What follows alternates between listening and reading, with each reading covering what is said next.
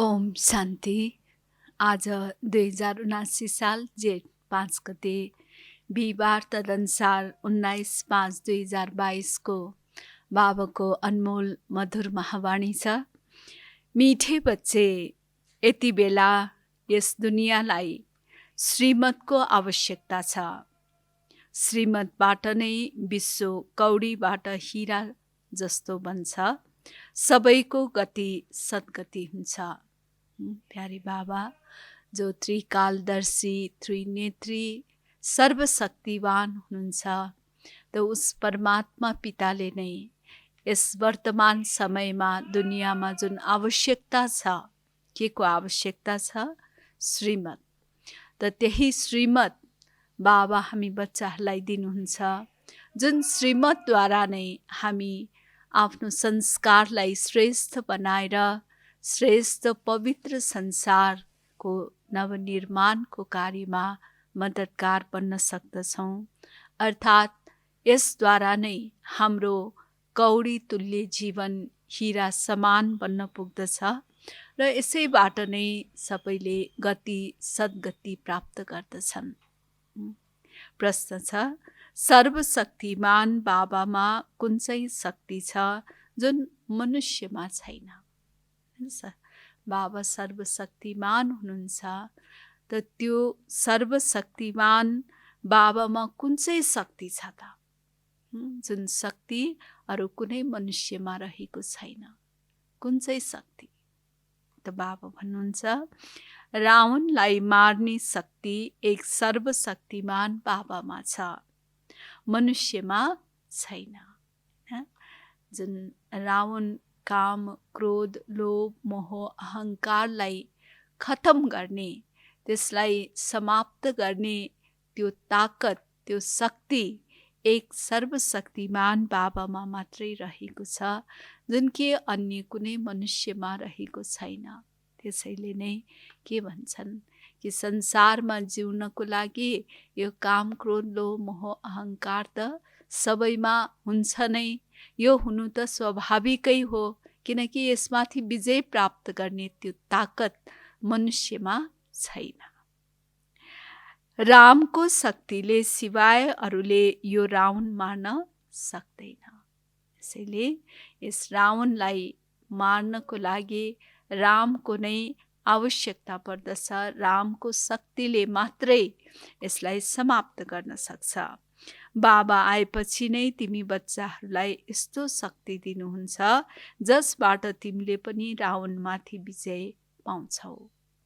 यसैले बाबाको अवतरण पश्चात नै, अर्थात् राम यस धरतीमा अवतरण भएपछि नै रामको शक्तिद्वारा, जुन कि हामी बच्चाहरूले पनि त्यो शक्ति प्राप्त गर्दछौँ र त्यसै शक्तिद्वारा नै यस रावणमाथि विजय प्राप्त गर्न सक्छौँ। ओम शान्ति। प्यारा बच्चाहरूलाई थाहा छ, यो होली हंसको सभा हो। यहाँ सबै ब्राह्मण बसेका छौ। यो सभा कुन सभा हो? होली हंसको सभा। सबै ब्राह्मण, होली हंस अर्थात् जो पवित्र रहेको हुन्छ, जसको विचार, दृष्टि, वृत्ति, स्मृति, कृति सबै पवित्र रहेको हुन्छ।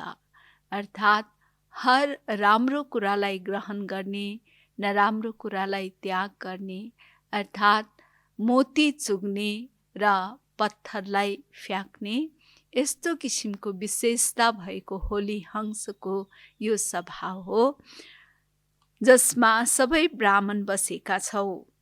पवित्रलाई ब्राह्मण भनिन्छ, अपवित्रलाई शूद्र वर्णको भनिन्छ। जो पवित्र छन् उनैलाई नै ब्राह्मण भनिन्छ, जसको दृष्टि, वृत्ति, कृति सबै पवित्र, शुद्ध, श्रेष्ठ रहेको हुन्छ। भने कि शूद्र कसलाई भनिन्छ? जो अपवित्र रहेको हुन्छ, जसमा अनेक किसिमको विकार, काम, क्रोध, लोभ, मोह, अहङ्कार रहेको हुन्छ, उनलाई भनिन्छ शूद्र। जो पुरुषार्थी छन् उनीहरूलाई हाफ कास्ट भनिन्छ। जसले यसमाथि पूर्ण विजय प्राप्त गर्न सकेको छैन र पुरुषार्थ गर्दैछन् विजय प्राप्त गर्नमा भने त उनीहरूलाई भनिन्छ हाफ कास्ट ब्राह्मण।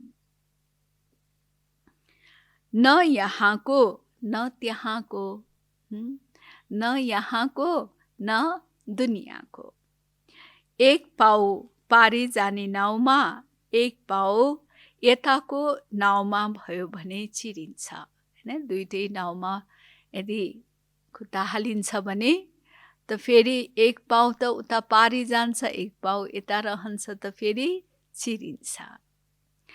त्यसैले निर्णय गर्नुपर्छ कतातर्फ जाने। यदि कुनै असुर बसेको छ भने विघ्न पार्छ, यो कसले सम्झाउँछ? यी कुराहरू सम्झाउने बुझाउने शक्ति दिने को हुनुहुन्छ त? एक शिव बाबा। शिव बाबाले शिवको लागि नै बाबा अक्षर मुखबाट निस्कन्छ। शिव बाबा नै झोली भर्नेवाला हुनुहुन्छ। बाबाबाट अवश्य वर्षा मिल्छ। शिवका कति धेरै मन्दिर छन्। उहाँ हुनुहुन्छ निराकार विश्वका रचयिता। विश्वका रचयिता निराकार शिव बाबा हुनुहुन्छ, जसको धेरै मन्दिरहरू बनाइएका छन्। विश्वमा लक्ष्मी नारायणको राज्य थियो। बाबाबाट अवश्य वर्षा मिलेको हुनुपर्छ।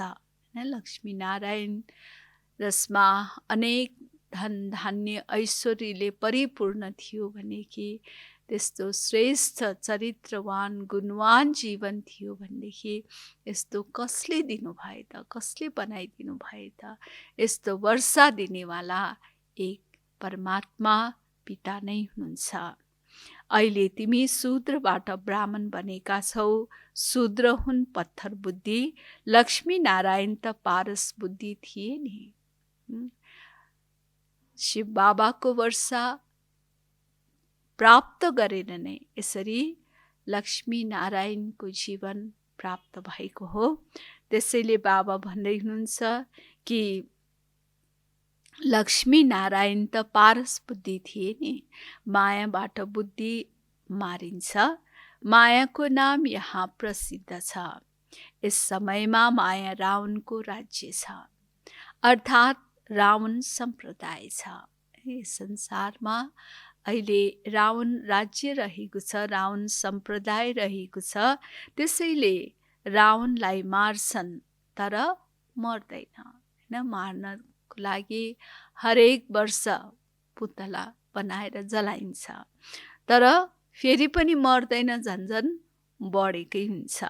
रामको शक्तिले सिवाय अरूबाट रावणमाथि विजय पाउन सकिँदैन। सिर्फ रामको शक्तिद्वारा नै रावणमाथि विजय प्राप्त गर्न सकिन्छ। सर्वशक्तिमानबाट नै शक्ति मिल्न सक्छ। उहाँ त हुनुहुन्छ एक परमपिता परमात्मा। उहाँको न सूक्ष्म शरीर छ न स्थूल। यो पनि कसैको बुद्धिमा आउँदैन। शिव बाबा जो निराकार राम हुनुहुन्छ त उहाँको न त स्थूल शरीर छ न त सूक्ष्म शरीर नै। उहाँ निराकार फेरि कसरी आउनुभयो त? उस निराकार भगवान कसरी आउनुभयो त? आत्माले अङ्गहरू बिना त कर्म गर्न सक्दैन, केही पनि बुझ्दैन। त्यसैले पत्थर बुद्धि भनिन्छ। बाबा बसेर सम्झाउनुहुन्छ भगवान सर्वोच्च हुनुहुन्छ। उहाँको सबैको भन्दा उच्च मत छ। शिव बाबा उच्चै उच्च हुनुहुन्छ। त्यसैले बाबाको मत सर्वोच्च रहेको छ, उच्चै उच्च। नत्र भगवानको स्मरण किन गर्छन्? उहाँको मत स्मरण गर्छन्। भगवान अवश्य भगवान आउने पनि ड्रामामा पार्ट छ। भगवान अवश्य पनि यस संसारमा आउने पनि निश्चित समय रहेको हुन्छ। मनुष्यले बुझ्दैनन्। धेरैले भन्छन् क्राइस्ट भन्दा 3000 वर्ष पहिले गीता सुनाइएको थियो, तर यो त भन, गीता कुन राष्ट्रमा कुन युगमा सुनाइएको हो र कसले सुनाउनु भयो? एउटै शास्त्रमा कृष्ण भगवान वाच लेखिएको छ। फेरि रुद्र ज्ञान यज्ञ पनि भनिन्छ। रुद्र त शिव बाबालाई भनिन्छ, कृष्णलाई कहिल्यै बाबा भनिँदैन। शिव बाबा नै ज्ञानको सागर, आनन्दको सागर हुनुहुन्छ। त्यसैले त भक्तहरूले पुकार्छन्, सम्झन्छन्, भक्ति गरेपछि भगवान मिल्नुहुन्छ। ठिक छ, भक्ति कहिले सुरु हुन्छ? भगवान कहिले मिल्नुहुन्छ? पाप आत्माहरूको दुनियाँबाट पुण्य आत्माहरूको दुनियाँमा कहिले जानुपर्छ? यो कसैले जान्दैन। तिमी पनि शूद्र वर्णका थियौ, हैन? हामीले पनि पहिला त कुनै कुरा जानेका थिएनौँ। त्यसैले हामी अनेक किसिमको मतमा लाग्छौँ र अनेक विकारको वशीभूत हुन्छौँ। त शूद्र वर्णका थियौँ। अहिले तिमी ब्रह्मामुख वंशावली ब्राह्मण कहलाउँछौ। ब्राह्मण कसले बनायो? कसले ब्राह्मण बनाइदिनु भयो त? शिव बाबाले। उहाँ हुनुहुन्छ रचयिता। ब्राह्मण वर्ण हो सबैभन्दा उच्च। ब्राह्मणको चोटी पनि छ, किनकि साकारमा छौ नि, ब्राह्मणको टुप्पी देखाइन्छ, तर उनीहरूलाई बनाउने निराकार हुनुहुन्छ। उहाँ परमपिता परमात्मा, मतलब परमात्मा। यो शब्द पक्का याद गर। ड्रामानुसार सृष्टि तमो प्रधान बनिसकेपछि मात्र म आउनुपर्छ। सारा संसार नै, सारा आत्माहरू तमो प्रधान जर्जरीभूत अवस्थामा जब पुग्छ, तब त्यस्तो एकदम गए गुज्रेर बिग्रेकोलाई बनाइदिने एक मात्रै परमात्मा, जो बिगडीको बनाउने वाला शिव भोला भगवान आउनुहुन्छ। म पनि ड्रामाको बन्धनमा बाँधिएको छु। तिमीलाई आएर पतितबाट पावन बनाएर सुख शान्तिको वर्षा दिन्छु। बाँकी सबैलाई शान्तिको वर्षा मिल्छ। वास्तवमा सत्युग त्रेता नयाँ दुनियाँ थियो, जुन रामले स्थापना गर्नुभयो, हैन? उनै निराकार रामले स्थापना गर्नुभएको सत्युगी र त्रेतायुगी नयाँ दुनियाँ। राम भन्दा पनि शिव बाबा शब्द ठिक छ। राम भन्दा साकारको याद रहन्छ, त्यसैले बाबा भन्नुहुन्छ कि राम भन्दा पनि शिव बाबा शब्द नै ठिक छ। शिव बाबा शब्द सबैको मुखमा छ। बाबा नयाँ दुनियाँको रचयिता हुनुहुन्छ। उहाँ आएर वर्षा दिनुहुन्छ। गीता ब्राह्मणलाई नै सुनाउनुहुन्छ। शूद्रबाट ब्रह्मामुख वंशावली ब्राह्मण बनेपछि मात्र उनीहरूलाई गीता सुनाउनु भयो। ब्राह्मणहरूको ज्ञानको तेस्रो नेत्र खोलिदिनु भयो। भगवान परमात्माले ज्ञान कसलाई दिनुहुन्छ? ब्राह्मणलाई नै दिनुहुन्छ। त्यसैले भनिन्छ, ज्ञान अंजन सतगुरु दिया, अज्ञान अन्धेर विनाश। बच्चाहरू भन्छन्, बाबा नर्क जस्तो दुनियाँबाट अब स्वर्गमा लैजानुहोस्। यो हो शिव भगवान उवाच, शिवाचार्य उवाच।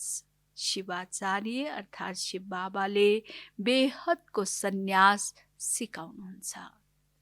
शिव बाबाले नै हामीलाई सन्यास गर्न सिकाउनुहुन्छ। बेहदको सन्यास भन्नाले कुनै घरबार छोड्ने सन्यास होइन कि घर परिवारमै रहेर, यस शरीरमै रहेर पनि, हैन, पुरानो दुनियाँ र यस शरीरबाट सन्यास दिलाउनुहुन्छ, अर्थात् यसलाई भुल्न सिकाउनुहुन्छ। शङ्कराचार्यको हो हदको सन्यास। बेहदका बाबा भन्नुहुन्छ, पुरानो दुनियाँलाई भुल। रहेका छौँ हामी पुरानो दुनियाँमा, फेरि पनि यसमा रहेर पनि यो दुनियाँलाई बिर्स भन्नुहुन्छ। अब तिमीलाई सदा सुखको दुनियाँमा जानु छ। कृष्णपुरी र कंसपुरी भनिन्छ नि।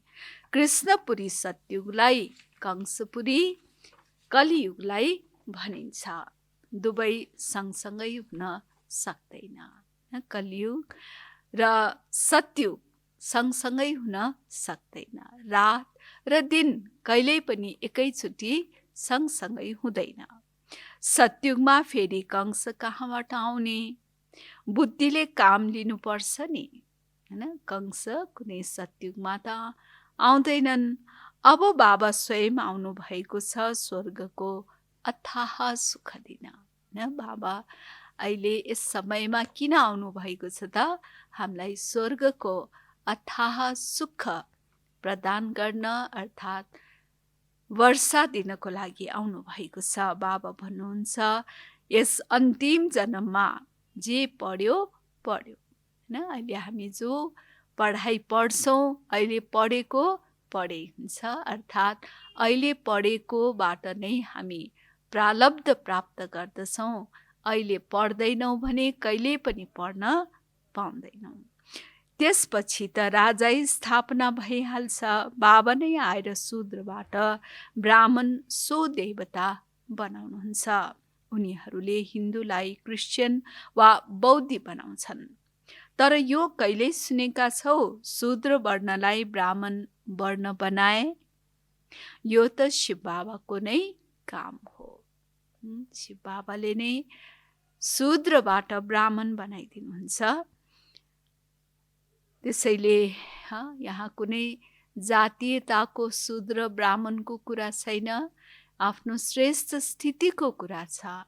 हाम्रो स्थिति जब गए गुज्रेको हुन्छ, कुनै नियम संयम रहँदैन, अनेक विकारको वशीभूतमा हामी रहन पुग्छौँ, तब हामी नै शूद्र वर्णको हुन्छौँ भने जब हामी आफ्नो जीवनलाई नियम संयमयुक्त एकदम मर्यादाको रेखाभित्र रहन्छौँ, आफ्नो स्थितिलाई श्रेष्ठ बनाउँछौँ, शुद्ध पवित्र स्मृति दृष्टिवृत्ति हुन्छ, तब हामी नै ब्राह्मण कहलाउँछौँ। त्यसैले बाबा हामीलाई शूद्रबाट ब्राह्मण बनाउँदै हुनुहुन्छ। त यो बनाउने काम त शिव बाबाको नै हो। उहाँले नै फेरि ब्राह्मणलाई देवता बनाउनुहुन्छ। हरेकले आफूलाई सोध्नु छ। आफूसँग के सोध्ने? म कुन धर्ममा र कुन वर्णको थिएँ, हैन? कुन धर्ममा थिएँ, कुन वर्णको थिएँ, गुरुको को थियो, शास्त्र कुन चाहिँ पढ्थेँ, गुरुबाट के मन्त्र लिएँ, फेरि कहिलेबाट शिव बाबाले ब्रह्माद्वारा ब्राह्मण वर्णमा ल्याउनु भयो। यो हरेकबाट लेखाउनु पर्छ। अब तिमी बच्चाहरूलाई त बाबा भन्नुहुन्छ। के भन्नुहुन्छ हामी बच्चाहरूलाई? बाबा कि मलाई याद गर। किनकि बाबाको यादद्वारा नै हामी शक्ति प्राप्त गर्न सक्छौँ, जसले गर्दा आफ्नो संस्कारलाई परिवर्तन गर्न सक्छौँ। माया रावणले तिमीहरूको के दुर्दशा गरिदिएको छ? अब तिमी ब्राह्मण सम्प्रदाय बनेका छौ, फेरि दैवी सम्प्रदाय बन्नु छ। तिमीलाई निराकार परमपिता परमात्माले कन्भर्ट गर्नु भएको छ। बच्चाहरूले हरेकबाट लेखाउनु छ।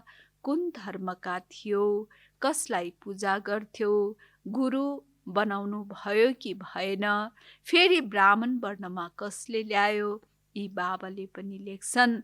म हिन्दू धर्मको कहलाउँथे। कसले भन्नुहुन्छ? ब्रह्मा बाबाले भन्नुहुन्थ्यो कि म हिन्दू धर्मको कहलाउँथे, गुरु धेरै बनाए। बाबाले 12 गुरु बनाउनु भयो। ब्रह्मा बाबाले शास्त्र धेरै पढे, थुप्रै शास्त्र पनि अध्ययन गर्नुभयो। सिख धर्मकाले भन्छन् हामी सिख धर्मका हौँ। केवल हिन्दूहरूलाई आफ्नो देवी देवता धर्मको बारेमा थाहा छैन। बाँकी अन्य धर्मका आत्माहरूलाई आफ्नो धर्मको बारेमा स्पष्ट ज्ञान रहेको छ। यस्तो होइन सिख धर्मकाले आफूलाई देवता कहलाउँछन्, कहिले पनि कहलाउँदैन। हरेकले आफूलाई आफ्नो धर्मको नै कहलाउँछ। अब बाबा भन्नुहुन्छ, जो शिवका भक्त वा शिवका रचना देवी देवताका भक्त छन् उनीहरूलाई सुनाउनु छ। उनीहरूले राम्रोसँग सुन्छन्। सत्युग त्रेतामा वास्तवमा सूर्यवंशी चन्द्रवंशी थिए, जसका चित्र पनि छन्। अङ्ग्रेजीमा डिटिजम भनिन्छ। अहिले बाबाले देवी देवता धर्मको स्थापना गरिरहनु भएको छ। अब तिमी ब्राह्मण वर्णबाट देवता वर्णका बनिरहेका छौ। तिमी नै आफै पूज्य, आफै पुजारी बन्छौ। न हामी नै पूज्य बन्छौँ कुनै समयमा भने हामी नै फेरि पुजारी बन्छौँ। द्वापरदेखि सत्युगमा पूज्य थियो। बाबा भन्नुहुन्छ, म त सदैव पूज्य हुँ। न बाबा कहिले पनि चक्रमा आउनुहुन्न, त्यसैले सदा नै बाबा पूज्य हुनुहुन्छ। अहिले तिमी यहाँ आएका हौ के को लागि? राजयोग सिक्न। भविष्य 21 जन्मको लागि शिव बाबाबाट वर्षा लिन। राजयोग सिकेर हामी के गर्छौँ? भविष्य 21 जन्मको लागि हामी वर्षा शिव बाबाबाट प्राप्त गर्छौँ। त्यसैले अनुसरण गर्नुपर्छ। त्यसैले जस्तो ब्रह्मा बाबाले गरेर देखाउनु भयो त्यही अनुसार हामीले त्यसलाई फलो गर्नुपर्छ, अनुसरण गर्नुपर्छ। जबसम्म तिमी ब्रह्मा वंशी बन्दैनौ, ब्राह्मण कसरी कहलाउँछौ? अच्छा, आज भोग छ, सत्गुरुवारको दिन बाबालाई भोग स्वीकार गराउँछौँ। ब्राह्मणलाई खुवाउने पनि चलन बनेको छ।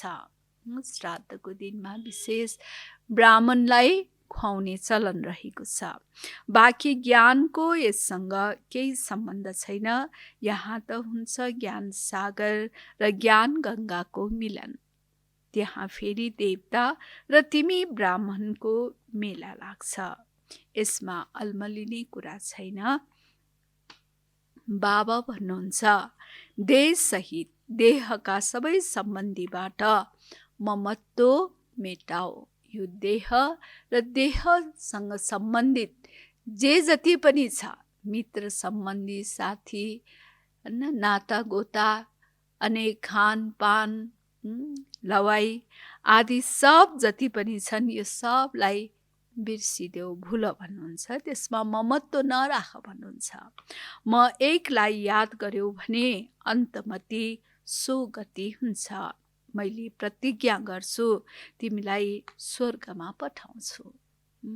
अन्तको घडीमा सिर्फ एक बाबाको मात्रै हामी यादमा रहन्छौँ भने बाबा पनि ग्यारेन्टी गर्नुहुन्छ कि म तिमीहरूलाई स्वर्गमा लैजान्छु। सधैँ क्लासमा सोध, शिव बाबासँग प्रतिज्ञा गर्नुहुन्छ? शिव बाबा भन्नुहुन्छ, मेरो मतमा चल। बाबा भन्दै हुनुहुन्छ क्लासमा सोध। के सोध्ने? शिव बाबासँग प्रतिज्ञा गर्नुहुन्छ? हामीले बाबासँग प्रतिज्ञा गरेका छौँ त। हिजो पनि बाबाले याद दिलाउनु भयो प्रतिज्ञा हामीले के गरेका छौँ, के प्रतिज्ञा गर्ने, यो हामीले के गर्ने त्यो सिकाउनु भएको थियो। गर्नुभयो प्रतिज्ञा? बाबासँग के प्रतिज्ञा गर्नुभयो? के गर्नुभयो? कि पवित्रतामा रहने। जरुर म पवित्रतामा रहेर यस संसारलाई स्वर्ग बनाउने कार्यमा मद्दतगार बन्छु भनेर बाबासँग प्रतिज्ञा गर्नुभयो नि। म कहिले कुनै पाप कर्म गर्दिनँ, म कसैलाई दुःख दिन्न। र यस प्रकारले बाबाले जो हामीलाई शिक्षा दिनुभएको छ त्यसलाई धारण गरेर म स्वर्ग बनाउने कार्यमा मद्दतगार बन्छु भनेर बाबासँग प्रतिज्ञा गर्नुभयो। त बाबा सोध्दै हुन्छ कि शिव बाबा भन्नुहुन्छ, मेरो मतमा चल। होइन, बाबाको मतमा चल्नाले नै हाम्रो कल्याण हुन्छ। बाबाको श्रीमत प्रसिद्ध छ। श्रीमत अर्थात् श्रेष्ठ मत। ब्रह्माको मत पनि गायन गरिन्छ। ब्रह्मा भन्दा पनि ब्रह्माका पिता शिव बाबा उच्च हुनुहुन्छ नि, ब्रह्मा बाबाको पनि पिता शिव बाबा, जो सबैभन्दा उच्चते उच्च हुनुहुन्छ। जब भोजनको लागि बस्छौ त्यति बेला पनि के गर्ने? कुनै पनि भोजन गर्नु अगाडि पहिला के गर्ने? शिव बाबालाई नै याद गर्ने, शिव बाबालाई भोजन स्वीकार गराउने। मोस्ट बिलिभेड बाबा हुनुहुन्छ हैन, बाबा अति प्यारो हुनुहुन्छ। त पहिला बाबालाई भोग स्वीकार गराएर फेरि हामी ग्रहण गर्छौँ। मानौ उहाँको साथमा हामी भोजन खाइरहेका छौँ। यस यादबाट धेरै ताकत आउँछ। यसरी बाबाको यादमा हामी भोजन गर्छौँ भने त्यसबाट पनि हामीलाई धेरै शक्ति मिल्छ। तर बच्चाहरूले घरिघरि भुल्छन्। खान बस्छ, सुरुमा त याद आउला, फेरि खाँदै गरेपछि बिर्सिहाल्छ। घरिघरि भुल्छन्। दुनियाँलाई अब शिव बाबाको श्रीमतको आवश्यकता छ, किनकि बाबा नै सर्वका सद्गति दाता पतित पावन हुनुहुन्छ नि। शिव बाबाको मतबाट नै सबैलाई मुक्ति, जीवन मुक्ति मिल्छ। त्यसैले अहिले यस समयमा बाबाको श्रीमतको आवश्यकता रहेको छ। बाबा र वर्षालाई याद गर्नु छ। मायाले विघ्न पनि अनेक प्रकारका ल्याउँछन्, त्यससँग डराउनु हुँदैन। शिव बाबासँग हामी मायासँग पनि डराउनु हुँदैन। डराउँछौँ भने फेरि उसले के गर्छ? झन् डर देखाउँछ।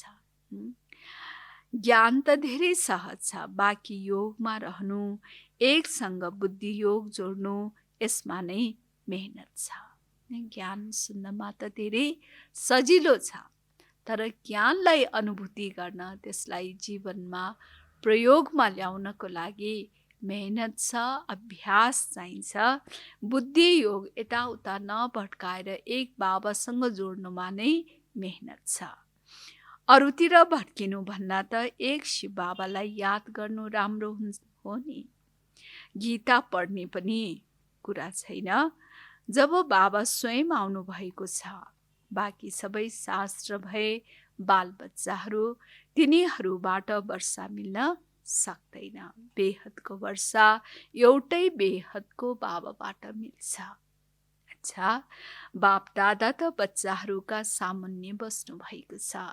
हाम्रो अगाडि को हुनुहुन्छ? बाप दादा, ब्रह्मा बाबा, शिव बाबा दुवै। बाबा भन्नुहुन्छ, म तिम्रो बाबाले ब्रह्माद्वारा मम्माको, दादाको, बच्चाहरूको सबैको याद प्यार दिन्छु। हामी रुहानी बच्चाहरूको पनि रुहानी बाप दादालाई याद प्यार, गुड मर्निङ र नमस्ते। अच्छा, मिठे मिठे सिकिलथे बच्चाहरूप्रति मात पिता बाप दादाको याद प्यार एवं गुड मर्निङ। रुहानी बाबाको रुहानी बच्चाहरूलाई नमस्ते। रुहानी बच्चाहरूको रुहानी बाबालाई याद प्यार, गुड मर्निङ एवं नमस्ते। बाबा नमस्ते। धारणाको लागि मुख्य सार छ। पहिलो, मोस्ट बिलिभेड बाबालाई साथमा राखेर भोजन खानु छ। कसको साथमा हामी भोजन गर्ने? अति प्यारो बाबालाई साथमा राखेर भोजन ग्रहण गर्ने। एक बाबासँग नै बुद्धि योग जोड्नु छ, एकको श्रीमतमा चल्नु छ। एक बाबाको श्रीमतमा चल्नुमा नै सबैको कल्याण समाइएको छ। दोस्रो छ, बुद्धिद्वारा बेहदको पुरानो दुनियाँलाई भुल्नु छ, यसैको सन्यास गर्नु छ। जति पनि पुरानो संसारको कुराहरू छन्, यो पुरानो संसार आदिलाई हामीले भुल्नु छ। यसैले बुद्धिद्वारा बेहदको पुरानो दुनियाँलाई भुल्नु छ, यसैको सन्यास गर्नु छ।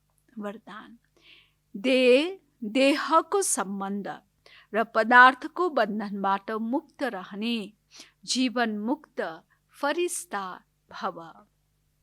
बाबा के भन्दै हुनुहुन्छ, देहको सम्बन्ध र पदार्थको बन्धनबाट मुक्त रहने जीवन मुक्त फरिस्ता भव। फरिस्ता अर्थात् पुरानो दुनियाँ र पुरानो देहसँग लगावको नाता छैन। देहसँग आत्माको नाता छ, तर लगावको सम्बन्ध छैन। देहसँग आत्माको नाता छ, तर बाबा भन्नुहुन्छ लगावको सम्बन्ध छैन। कर्म इन्द्रियहरूबाट कर्मको सम्बन्धमा आउनु बेग्लै कुरा हो, तर कर्म बन्धनमा नआऊ। कर्म सम्बन्धमा आउनु त्यो अर्कै कुरा हो, तर लगावमा आएर त्यसको बन्धनमा नआऊ। बाबा भन्दै हुनुहुन्छ फरिस्ता अर्थात् कर्म गर्दा पनि कर्मको बन्धनबाट मुक्त। न देहको बन्धन, न देहको सम्बन्धको बन्धन, न देहको पदार्थको बन्धन। यस्ता बन्धन मुक्त नै जीवन मुक्त फरिस्ता हुन्।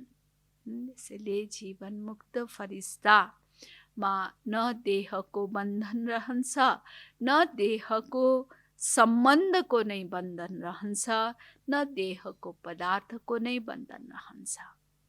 यस्तो नै फरिस्ता हुन्, हैन? त्यसैले यस्तो फरिस्ता जो कि बन्धन मुक्त जीवन।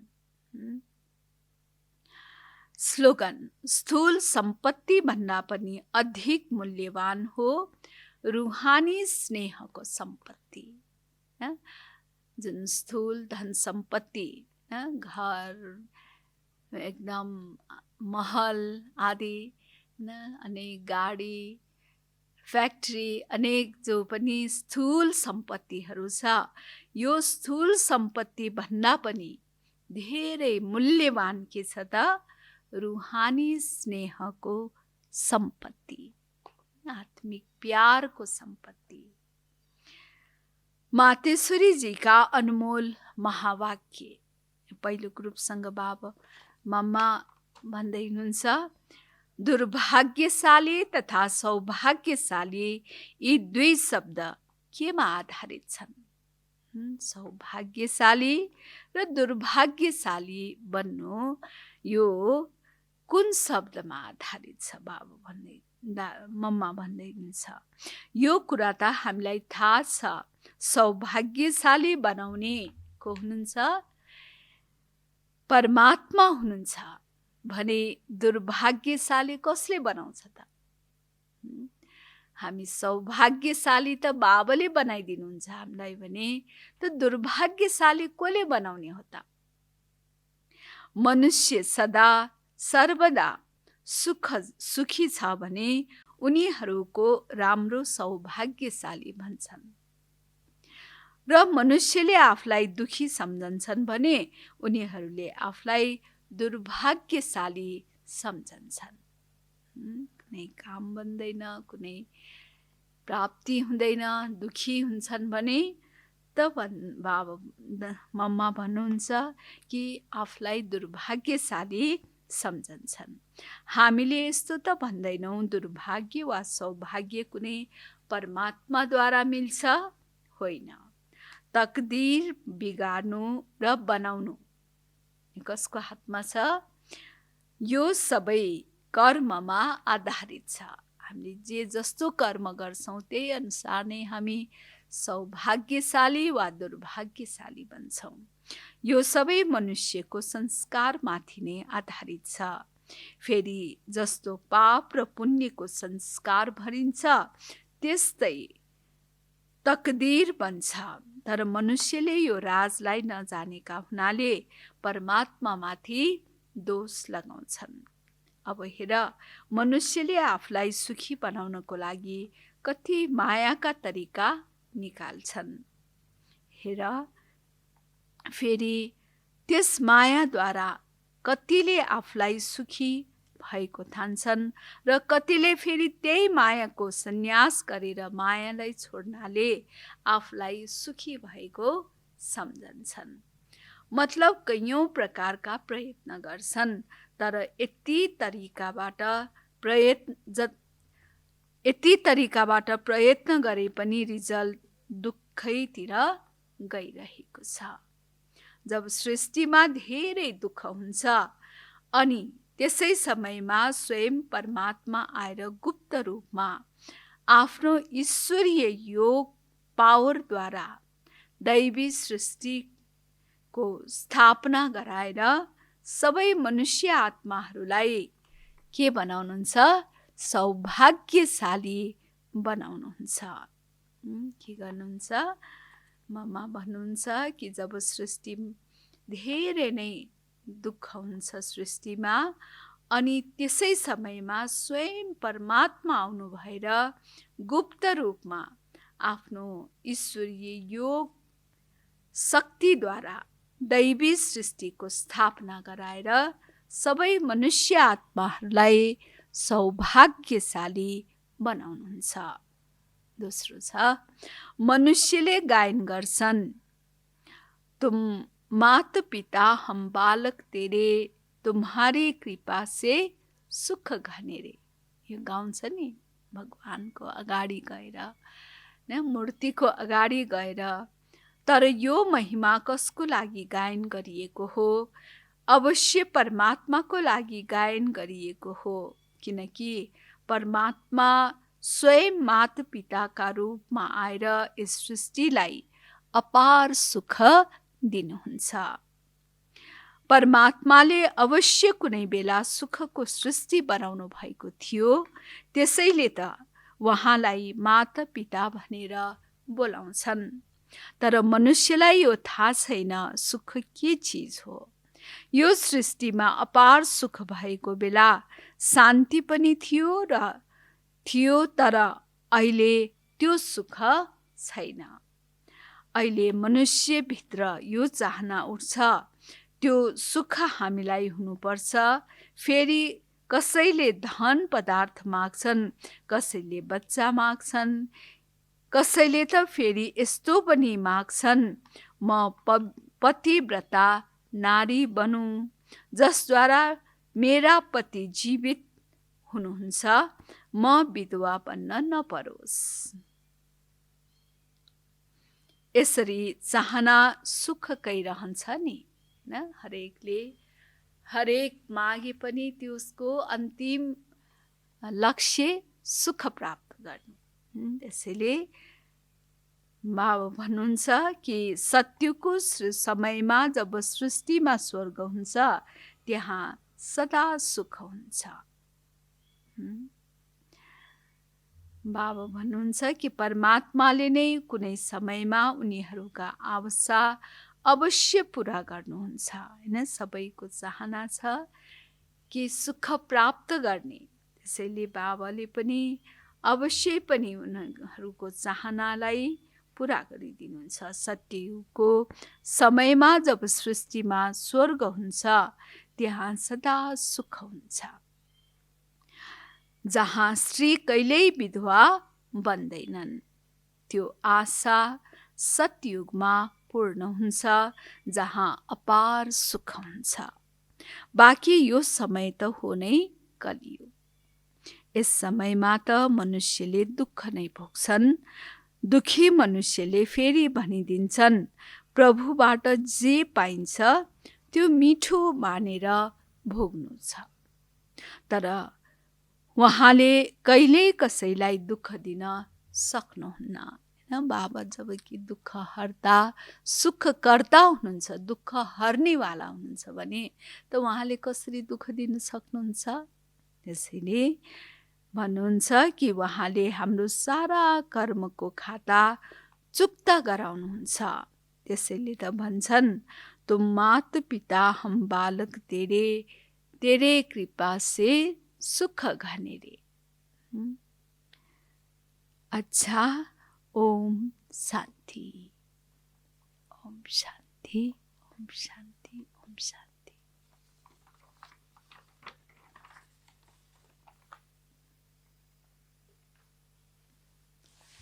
त्यसैले बाबाले आजको वाणीमा अहिले वर्तमान समय के को आवश्यकता छ? श्रीमतको आवश्यकता छ। यस श्रीमतबाट नै हामी कौडीबाट हिरा समान जीवन हाम्रो बन्छ।